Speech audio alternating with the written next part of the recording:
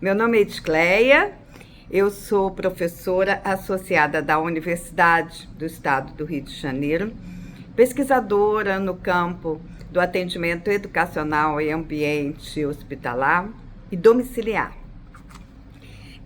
Nós vamos abordar a retrospectiva de algumas legislações importantes sobre este tipo de atendimento em âmbito hospitalar e domiciliar. Nós temos um cronograma bastante interessante na história da legislação e dos direitos da educação brasileiros. Em 1969, nós destacamos o Decreto-Lei 1044, desde 1969, que vai descrever quais eram esses alunos enfermos para os quais deveria ser destinada a educação. O artigo 1º, ele vai considerar merecedores desse tratamento excepcional os alunos de qualquer nível de ensino, portadores de afecções congênitas ou adquiridas, traumatismo ou outras condições mórbidas, determinando distúrbios agudos ou agudizados, trazendo alguma incapacidade física relativa, e essa duração não deveria ultrapassar o máximo ainda admissível, em cada caso, para a continuidade do processo pedagógico de aprendizado. E vai caracterizar também casos como síndromes hemorrágicas, tais como hemofilia, asma, pericardite, nefropatias agudas. Então, esse é um decreto de 1969. Data da década de 1950, o início das primeiras classes hospitalares no país. Aí nós podemos destacar no Rio de Janeiro, o Hospital Jesus, e também em Salvador, os atendimentos das casas de misericórdia. Então, esse decreto, na realidade, ele veio em 69, de certa forma, reafirmar algumas ações que já existiam em alguns municípios e estados. Em 1973, houve o decreto 72.425, que é o decreto que cria o Centro Nacional de Educação Especial, CENESP. É importante destacar que esse decreto que cria, de certa forma, normatiza a educação especial brasileira, colocava as classes hospitalares e os atendimentos domiciliares no campo da educação especial. Então, é por isso que, até hoje, em diversos municípios e estados onde existem esses atendimentos, eles estarem vinculados às coordenadorias ou aos setores de educação especial. O decreto do CENESP era um decreto pautado no modelo da integração ou do mainstream, que foi um modelo muito forte da educação especial na década de 1970, e ali colocava um contínuo de cascata de serviço, desde as classes comuns com suporte, as salas de recursos, as classes especiais, as escolas especiais, e também elencava como modalidade do atendimento da educação especial o atendimento em hospitais e domiciliares. A Constituição Federal, ela reafirma, a chamada nossa Constituição de 88, ela reafirma a importância do direito à educação como um direito inalienável. Nós temos a lei também, 8.069, do Estatuto da Criança e do Adolescente, na qual já houve algumas introduções em relação aos direitos, os direitos do acompanhamento de crianças e em situações específicas de saúde. A Declaração de Salamanca, de 94, é uma declaração que nos fala, embora não especificamente das classes hospitalares ou domiciliares, mas ela vai reforçar o direito à educação, sobretudo para aquelas pessoas em condições mais vulneráveis. A Política Nacional de Educação Especial de 94, ela também coloca as classes hospitalares no palco, né, na cena também, como um espaço de atendimento da educação especial. A Lei 9394/95 é LDB, né? 9394/96 é Lei de Diretrizes e Bases da Educação, que eu vou retomar mais ao final desse contexto, porque, como vocês sabem, as legislações, elas vão também sofrendo alterações advindas das necessidades, de novos procedimentos. Então, a LDB ela sofreu algumas mudanças recentes, muito interessantes para o campo do atendimento educacional em ambiente hospitalar e domiciliar, e eu vou retomar daqui a pouco.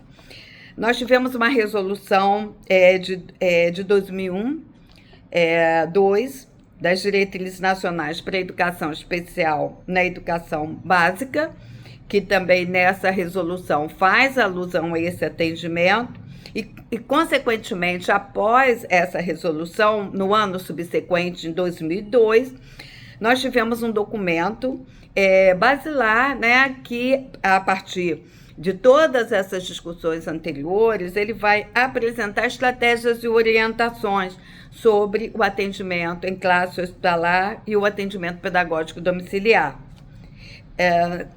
Seguindo, né, o nosso contínuo, nós vamos ter uma legislação também bastante importante, que é a 11.104 de 2005, que ela vai não necessariamente tratar da questão da educação em ambiente hospitalar, mas ela vai falar da importância das brinquedotecas nas unidades de saúde. Por que eu estou trazendo essa legislação da brinquedoteca? Eu costumo dizer que nos hospitais onde tem uma brinquedoteca, vai uma classe hospitalar ao lado e vice-versa.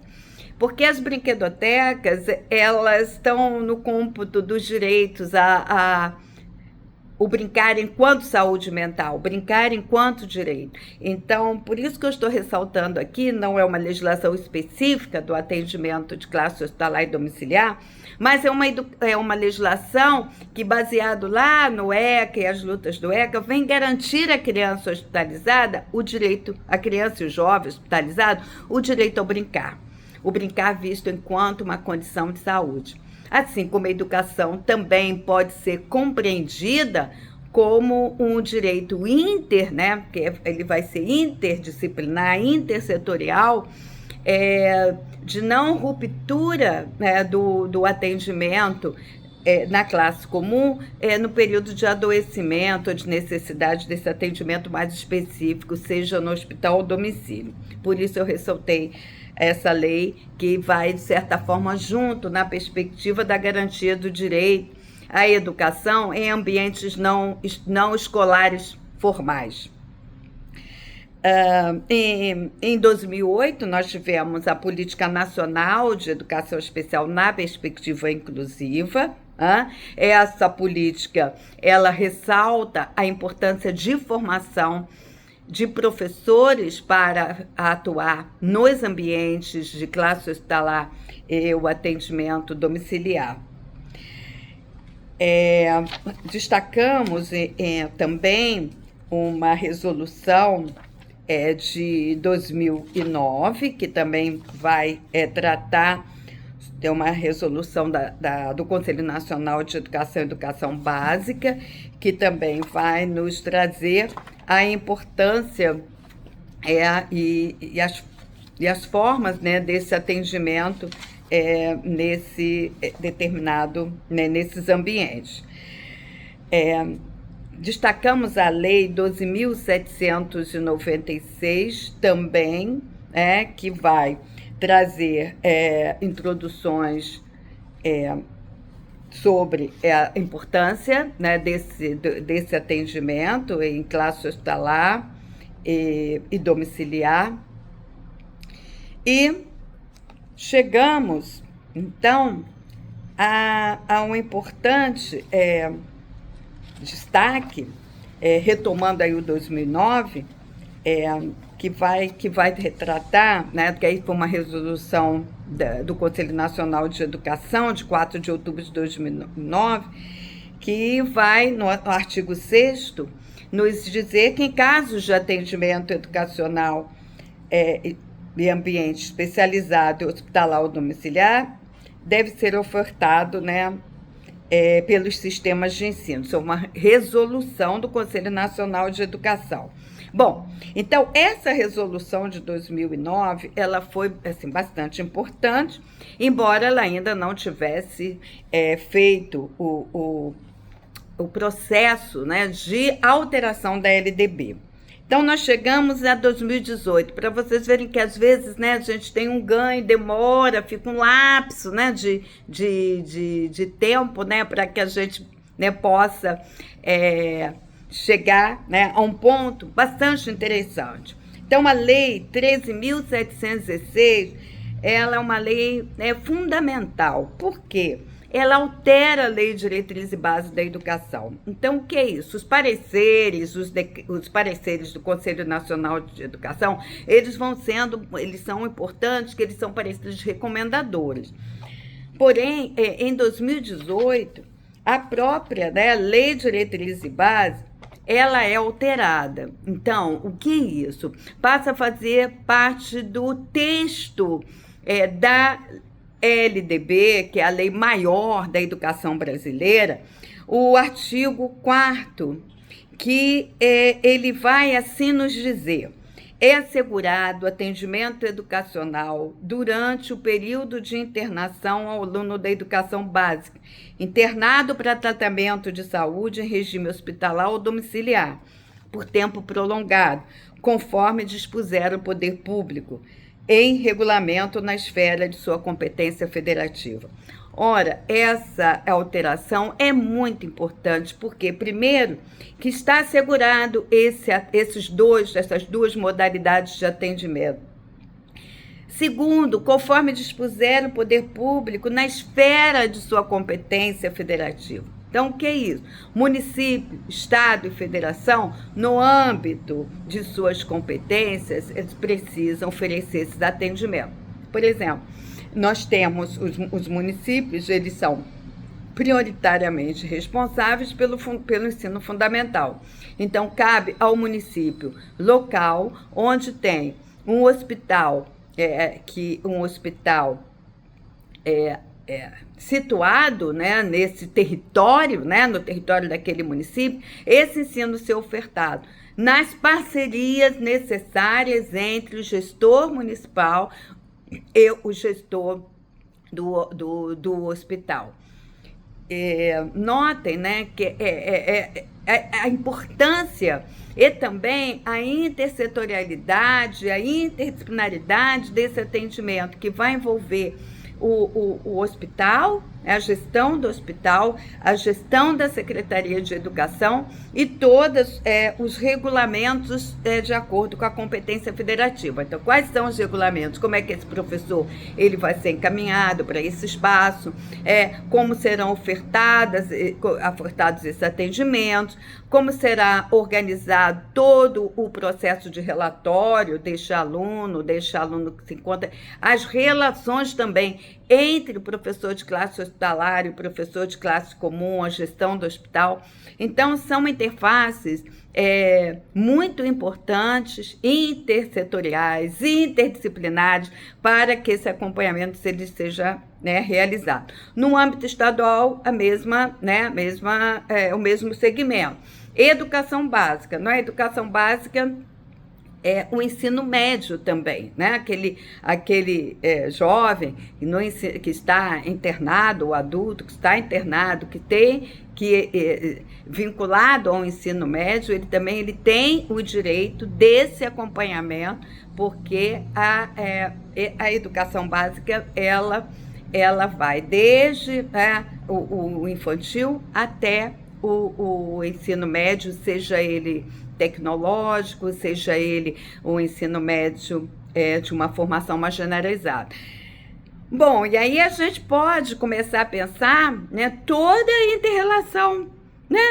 a interrelação que tem com as diversas esferas, né? Vamos imaginar no ensino médio a gestão da educação ou a gestão da Secretaria de Educação ou a gestão de ensino tecnológico médio. E aí eu tenho um aluno que está impossibilitado, né, por uma questão de saúde, dar prosseguimento. Então, cabe à gestão realizar esse acompanhamento.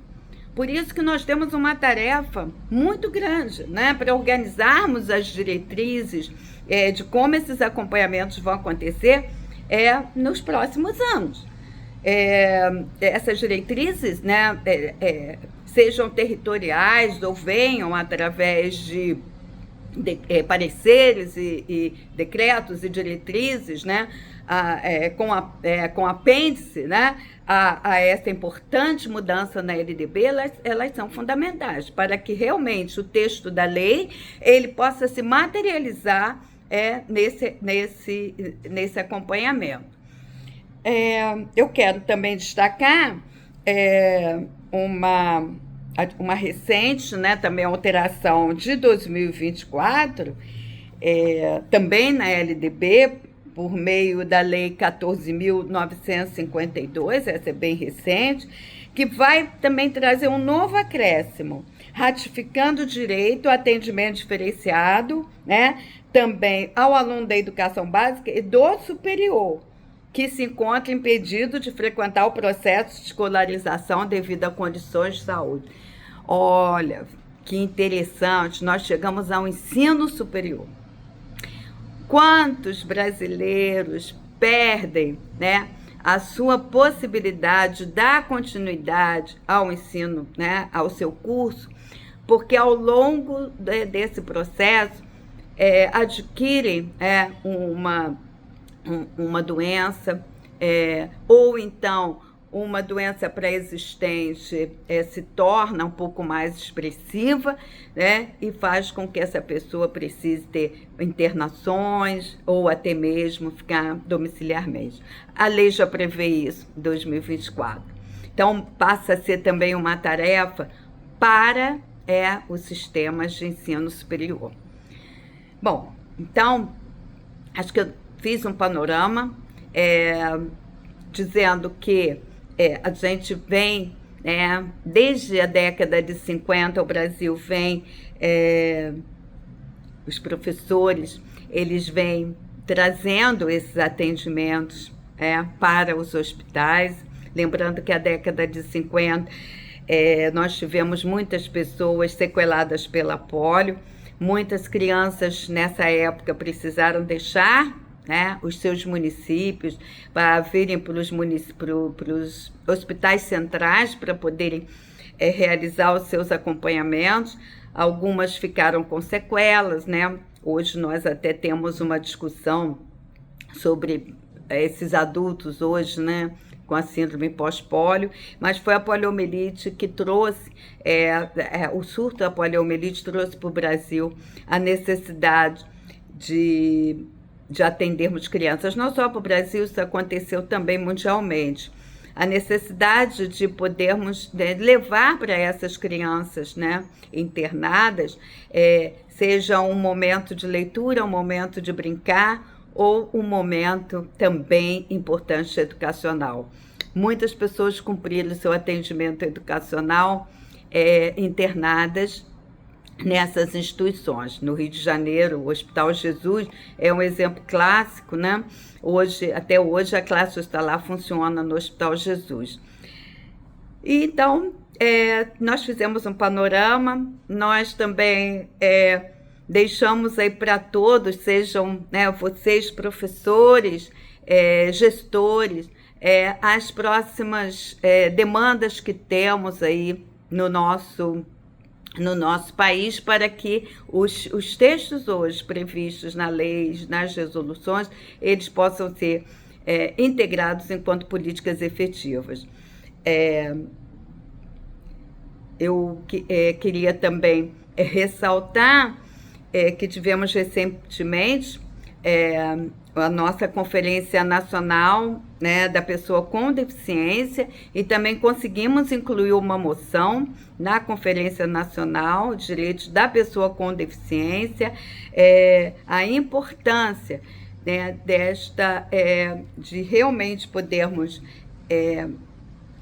iniciarmos, né, imediatamente um trabalho de organização para atender a Lei 13.716, que alterou a LDB e que fala sobre a importância dos sistemas de ensino proverem esses atendimentos. Nós conseguimos deixar enquanto moção aprovada na Conferência Nacional de Direitos da Pessoa com Deficiência. Hoje nós temos não só pessoas com deficiência que podem se beneficiar, né, do direito a dar continuidade à educação, mas outras condições de saúde, como crianças e adolescentes que vivem com condições raras ou condições hematológicas ou outras condições que fazem com que, ao longo do ano, sazonalmente, essa pessoa, essa criança, esse jovem, até mesmo esse adulto, tenham que se afastar das suas atividades presenciais de educação. Parte desse trabalho, né, que eu apresentei para vocês, esse contínuo, a gente traz na trajetória dos Encontros Nacionais de Atendimento Escolar, Hospitalar e Domiciliar. É um livro que é fruto da dissertação de mestrado de Sandra, onde pesquisamos fontes documentais e deixamos toda a organização do que vem representando também para o nosso país, para o avanço das políticas, para uma discussão mais ampla a esses simpósios de atendimento escolar, hospitalar e domiciliar. É um contínuo de praticamente 25 anos de existência desses simpósios, onde ao longo dos anos vem reunindo profissionais, professores que na base desenvolvem esse trabalho, associações de direitos, pessoas que vinculadas, né, a essa perspectiva e pesquisadores. Hoje nós temos uma rede de diversas universidades que realizam pesquisas, orientam alunos de mestrado, doutorado, pós-doc, como no caso do meu grupo de pesquisa, do NEI. E então deixamos para vocês um pouco desse panorama histórico, convidando também a todos e todas para que, no âmbito dos seus espaços, possam garantir esses atendimentos. Divulgar a importância no município de vocês, no território de vocês, junto aos conselhos municipais de direitos da criança e do adolescente, aos conselhos municipais de educação, aos conselhos municipais de saúde, aos conselhos de direitos da pessoa com deficiência, nos espaços das associações, divulgar a importância de termos, inclusive até mesmo, né, nos espaços legislativos das suas cidades, do seu estado, e também nos espaços de controle, né, jurídico, a importância desse atendimento. Levar e socializar a todos e todas essa discussão, sem dúvida, contribui para que nós possamos estar trazendo um direito à educação inalienável para todos e caminhando, né, nessa perspectiva de uma educação inclusiva. Um grande abraço.